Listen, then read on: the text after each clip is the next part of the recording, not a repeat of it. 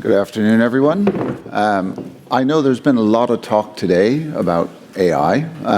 Hopefully today's topic is a little more useful for the finance people in the room because you're all going to be familiar with cash forecasting, right? And managing the liquidity on your firm. So our focus is about how you can use AI to help improve that and do that. And joining me to have that discussion today is Idan from Statement and Aki.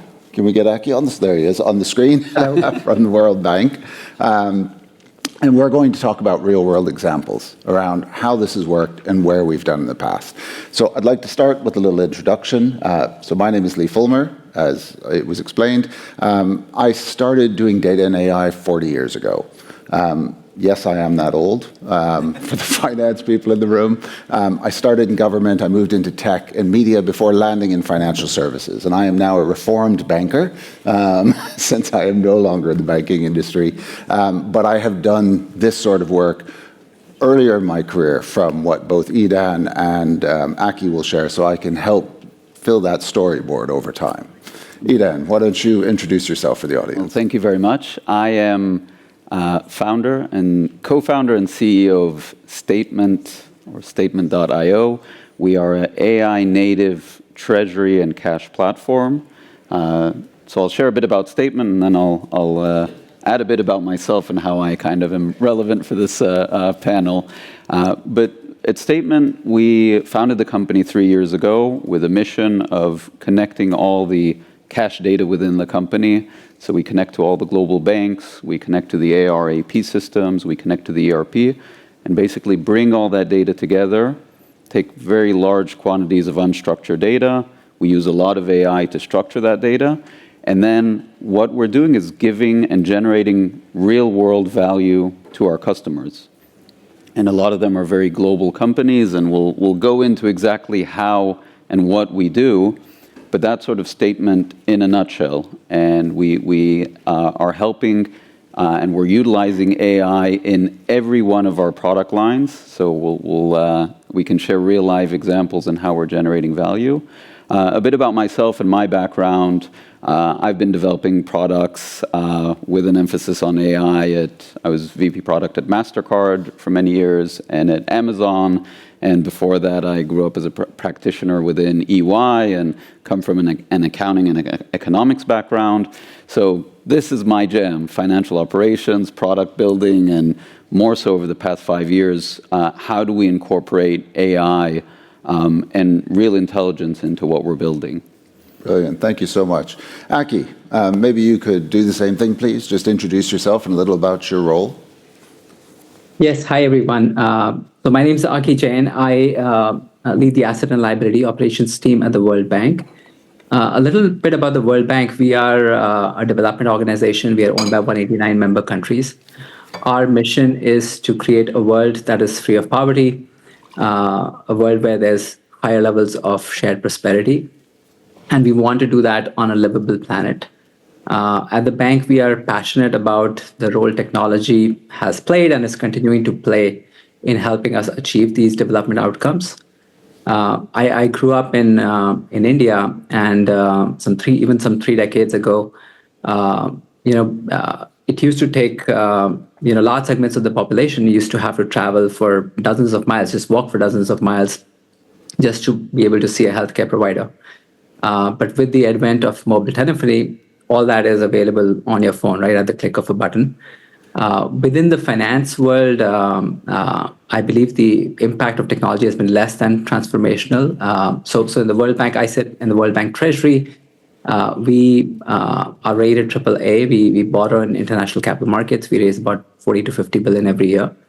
And then we manage, to maintain our AAA credit rating, we manage about 250 billion in assets for our internal and around 70 client portfolios. We have always been passionate about technology, so we've been at the forefront of using tools like blockchain. We issued in 2018 the first blockchain bond. More recently, we've issued bonds that use central bank digital currencies. But I believe none of these have been as transformational as the potential that AI holds for us. I'll just say one thing. I mean, in the past, like, so where we have spent most of our time answering questions, AI is helping answer questions, and what that has left us to do is we have more time to ask the right questions, and I believe that's the real power of AI for us. Thanks for that, Aki. So I think obviously the World Bank probably seems a little bit intimidating to your average CFO because, order of magnitude is bigger than most of our companies. Having said that, though, the challenges are no different, right? They still have to forecast cash. They have to know what account they have to have it in, and they have to know when they have to have it somewhere. And actually what they do potentially has a knock-on impact for countries and businesses around the world. So I know, Aki, that you guys have spent a good bit of time trying to develop a more accurate way of forecasting your cash flows, and you've used AI to do that. So perhaps you could touch on how you've done that, and maybe just to be less scary, we could talk in terms of how percentages have improved forecasting rather than billions. I think it might be more relatable. Yes, absolutely, Lee. So exactly as you mentioned, I mean, for us, cash flow forecasting is critical, but because that's real dollars, right? And for us, we're not a commercial organization, but dollars saved help us to use those dollars to build schools or highways or healthcare programs in our member countries. So as part of our, I mentioned earlier, we are a AAA rated organization, so we manage our liquidity very conservatively. We mostly buy bonds issued by highly rated issuers.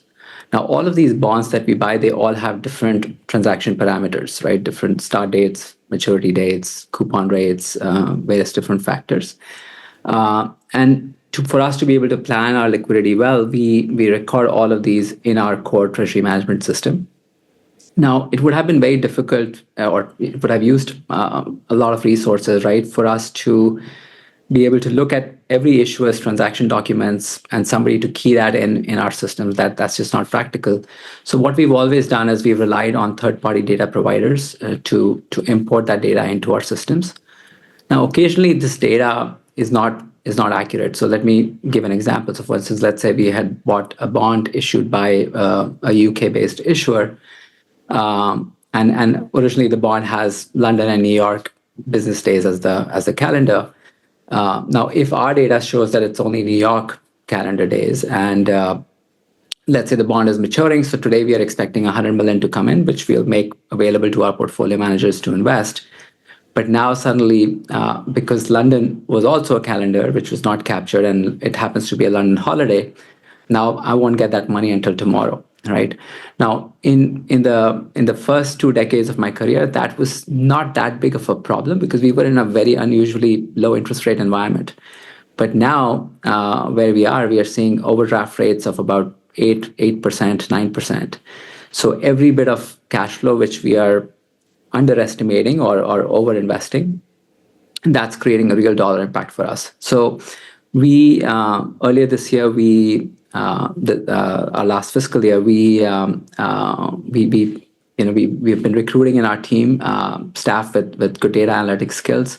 So working with our internal folks, we were able to develop an AI program which trains the model on the different bond documents issued by the different issuers. And through that, we were able to compare the data that we receive with our external data provider. And immediately the results were very powerful. So we were able to identify 41 different securities which had incorrect data. And that has already helped us improve the quality of our cash flow forecasting. So I find that really interesting because, of course, when I entered banking 20 years ago, I was at the Bank of Scotland, which, sadly doesn't exist anymore. It's been absorbed into Lloyd's. But we used to have to do that all manually. And again, from my point of view, we ingested a lot of data, but we were also trying to figure out, when everything was going to sync. And you mentioned dates, which was always a challenge for us because in the UK, we would record them in a particular way, but in the US, they would record them a different way. And unless it was an obvious date, like the 30-something of a month or the 20-something of a month, it frequently caused errors because people would misread a date. And it's it's interesting because I think as things moved forward, and I wound up at JP Morgan doing liquidity and treasury, there was an acceptance that you had to spend a lot of effort and time mapping data before you could ever let the AI loose on it, right? Because if you didn't have that common lingo, you made mistakes. Now, I think, interestingly, I know, Idan, you work with a lot of companies, right, across Europe and the US that are more in that sort of medium-sized space. So they don't have the millions to invest in the same way that the JP Morgans do or the World Banks do, but still have the same problem, right? So how do you see them trying to tackle that forecasting view and getting that improvement in accuracy without spending a fortune? Yeah. So our vision at Statement, this is sort of how we brand it and share with our customers, is we want to share a treasury team in a box with you. And what we're obsessive about is looking at human-based workflows and different operational workflows, from aggregating the data, meaning logging into the different systems, the different banks, the ERPs, the other systems, getting the data, which a human would do that, and they'd probably put it on an Excel or a Google Sheet or some other kind of ledger. And then you have this whole process of what we call enrichment of the data. So putting context around it. Who is the counterpart in different transactions? What category it is? And then once you've sort of structured and sorted out all this data, then you kind of have to understand where it goes. Where does it fit in? So there's human workflows, which is writing journal entries or doing cash application. So that is when we talk about sort of applying AI within cash forecasting, that is where we're putting a lot of our development power, and that's where we're bringing a lot of superpower to the different companies, because that is the mindset where we're not selling to huge organizations that have millions to put in and we're going to build big implementation teams around it, but rather kind of flip over the dialogue and say, like, where can we come in where there's not a lot of resources, where the main user of the system might be the CFO, might be the VP finance, but in this world of higher interest rates, where timing is super important, where we want to transition from month-end, quarter-end, year-end reporting and understanding the data, we want to transition to a world of continuous finance, where every day you can go in, you can look at your cash forecast, and you can see a real-time cash forecast. Tomorrow you have 350 transactions that went through the bank, you have some money in transit, you're able to go in and see everything live. And that is where it's really, really exciting, because we can go down to the bank level, to the account level, to the business unit level, to the legal entity level, and really help out to the different currency level, and really help out our customers and just in general global companies really understand what's going on with their finances. And then sort of the derivative of that is, how do we manage our debt better? Maybe we can pay some of it off. How can we optimize on our yield? How can we lower risk in general in our exposure or hedging? And once you've built out that sort of data platform and all the data enrichment on top of it, the amount of applications that we're building out, and we're kind of spinning them out in a somewhat agentic way, is just limitless. And it's really, really exciting. We're building really, really cool stuff on top of that platform. And see, Christina Chen on the last panel made a comment about no one knows how to calculate the ROI of AI. And I kind of agree with her a bit. But I think as finance people in the room, you know your cost of cash, right? So anything that you deploy that helps you improve or lower that cost of cash is a direct ROI on it. And I think this was the other thing she said, which kind of contradicts the first thing, is this idea of, you should be focused on a business problem and an outcome, not the AI. And I think we have to look at that when we are trying to figure out what's the ROI on these opportunities. So if we know we have a cash flow that costs us X, and we can reduce that by 10%, that's the ROI on executing the project. When we were talking earlier, Idan, I shared a story about how when I took over the liquidity and treasury platforms at JP about 11 years ago, all the treasurers used blotter paper on their desk to keep track of their calculations, which made my head explode. I kind of assume things have moved on in the last 10 years, but you were sharing an anecdote with me recently about a journal in a handbag. Yeah. Could you maybe give a little bit of insight into that? So it's really interesting. I mean, we're targeting global companies who are sort of mid-market and rising to I'd call them smaller enterprises. And we see a lot of, and some of these tools are also here presenting, where we're sort of seeing adoption of sort of next generation tools, and that is kind of the expectation going into these organizations where we're having these conversations. And there's, I'll say, a medium-sized airline that we're working with, and we're in a POC now. But the treasurer there, she every evening she takes a pen and paper and she writes down all the balances on all the cash reserves of all the banks in a notepad, and she takes that home with her, because she's kind of not fully trusting the system that they have now, but there's always the dreaded phone call of CFO or the board or somebody who needs to know now. But it's really interesting. I mean, I think you're saying it correctly. It's this element of trust in the systems and being able to access it from different places. And she didn't have that ability. It was an on-prem system that they're using now, and that sort of, even just like the gains there and the ROI of just giving that global visibility is that's just the first step. Like, not even talking about optimization or yield or risk or anything. And hopefully she doesn't get hit by a bus or a bag stolen or something, and then nobody knows where all the company's cash is. I did make a reference to what happens when you get mugged and you lose the handbag earlier. It's an interesting one, because I do think that we all, as human beings, right, have this fear of missing out, because it's just natural, right? If you have kids and you see it in your teenagers all the time when you're trying to prise the phone out of their hand. I certainly do with my 15-year-old. And I think it's interesting that, these days I do advisory work. And I go talk to boards and CEOs of big companies about how they can do their data transformation, how they can use AI to transform their operating model. And you see these captains of industry who literally are worried because, they've gone to Davos and, they heard some other CEO talking about how they're using AI to transform their business, and they think they have to do something to keep it up. And I know, Aki, you've got some interesting views on this, but there was a little touchstone in the last presentation around skills and, people being replaced.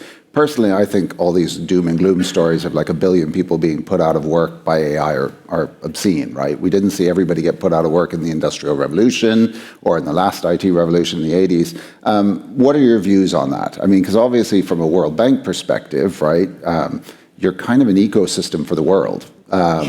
If you put a bunch of people out of work, you're impacting economies everywhere. Do you really see that as a threat, or do you think that there's an alternative narrative there?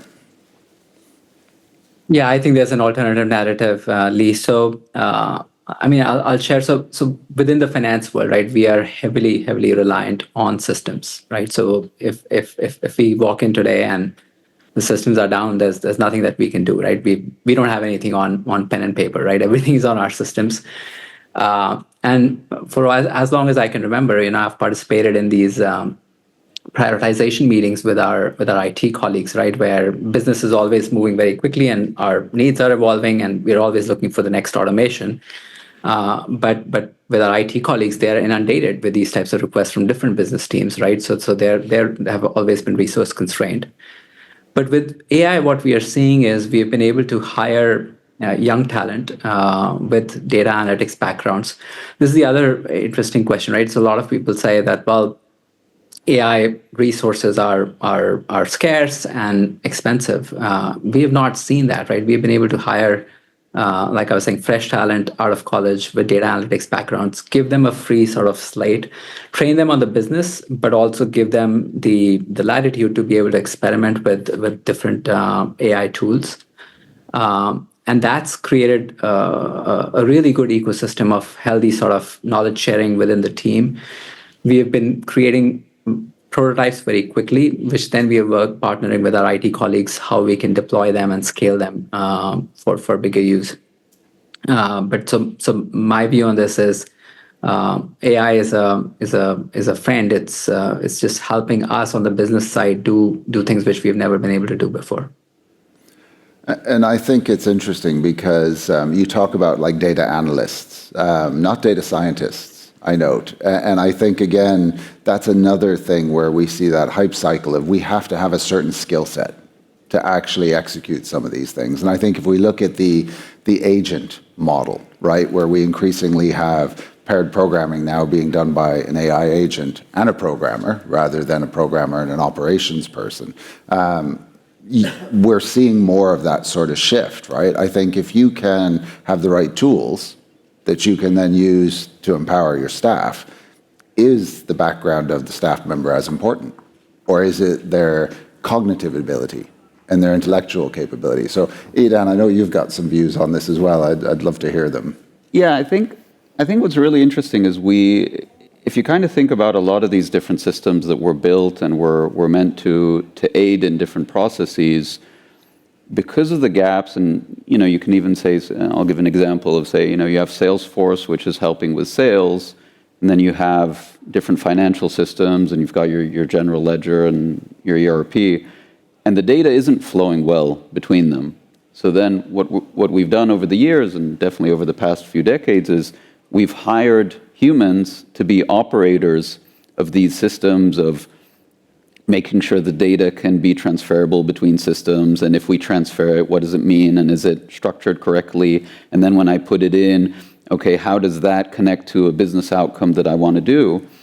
And what I'm very excited about AI is what we're doing is we're taking out and we're helping automate a lot of those operational roles which weren't meant to be there from the beginning. Because I'm sure that when Salesforce was imagined and ERPs were built and other AR, AP systems or others, they were never thought of like, okay, I'm going to build a very fancy workstation and I'm going to bring on an army of humans to work on it, and then they're going to email each other the results. And that is what I'm really, really excited, and that's where we see the biggest benefit with our customers is we're taking a lot of these bookkeeper workflows, treasury analyst workflows, financial analyst workflows, and that is where the automation is coming in.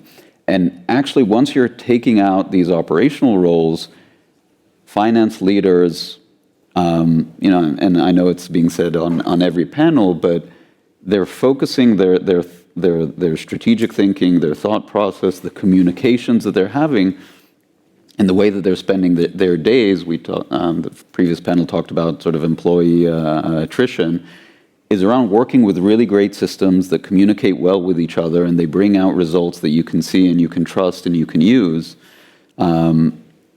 I tend to agree a bit more with your perspective that, it's not like somebody's going to snap their fingers and then in 10 years there's going to be one-person companies that have just, 5,000 agents which are doing things. I don't believe that's the way that it's going to go, but, I really like the Jarvis and Iron Man kind of example. And that's where it's going to go, where Jarvis is kind of doing the dirty work in the background, but just providing like real insights and real advice and real guidance, and it's exciting. I mean, we are in a phenomenal inflection point in history, and it's exciting to be part of it. Well, I was watching the Robo-Dog out on the floor during the lunch break and thinking my Schnauzer would be terrified of being replaced because my kids would probably have the Robo-Dog over the Schnauzer, right? Yeah. I don't know that they necessarily want the Robo-Dog over me, but I wouldn't want to bet on that one. Is it possible for me to get the Slido question screen up on the floor monitor? Because I've got Aki down there as well, so I don't know if people have been putting stuff into the Slido piece or not. Yes, no, maybe so? No, okay. Thanks, Caitlin. All right, we've only got a few minutes left. I have my own questions here, but actually, you have an opportunity to talk to people who've used the tool to transform the finance operation. So I would kind of like to open it to the floor and see if anybody has a question. If nobody's feeling brave enough, I am quite happy to continue to poke and prod both Edan and Aki on your behalf. Anyone? No? Come on. Is it because you're still in the post-lunch lull? I thought Elliot had suffered with that one earlier. All right. I think closing view then, right? How important, and I'll put this to you first, Aki, right? How important is the data? Whether it's financial data from the P&L, whether it's, banking data from correspondent accounts, doesn't really matter. But how important is the data to you to making this work properly? Because I think you can read a lot of hype in the media that like Gen AI negates the need for data governance and chief data officers anymore. But what's it really like at the coalface as somebody who is a treasury specialist working in a finance organization? Yeah, I think data is the lifeblood for us, Lee. We, like I was sharing earlier, we manage assets for 70 different accounts. Every account has its own peculiarities, nuances. And where earlier we were spending a lot of time trying to get the data in the right format, doing it, collecting it the right way. With AI, we are being able to use that data and generate insights. I shared a use case earlier. That use case was how we are using data using better quality data to enhance our investment returns. The other use cases that we have are using data to either decrease operational risk or to increase the efficiencies in our processes. So we have use cases across all three domains, and everything is centered around data. But with AI, we're just being able to use data the insights from data in a much better way. That's great. Thank you. What about yourself, Idan? How important is the data? Does your product work without data? No, the data is super important, and I think just as a general approach, really have a good look inside your organizations, understand where you have your data lakes or data puddles, as I heard before, or data swamps, as I often find. What is proprietary to your company? My strong advice, and I think as finance people, and I'll include myself as well in that, we're very risk averse. And like a lot of the decision making around how do we implement newer tools which are, using AI and how they're using it, I do want to say your competitors are all looking at AI. They're all looking to see how they can improve your boards, your management, the industry in general. I implore everybody here, think about how you can start using your data, how you can access it, how you can play with it. It doesn't have to be expensive. You don't need millions of dollars and a huge, 3-year project of implementations. There's a really, really great companies out there, anywhere from tens of thousands of dollars to a few $100,000. You can start seeing results and getting your data accessible to everybody else. So highly implore, go out, search, play around with it, because your competitors are not waiting and they're doing it.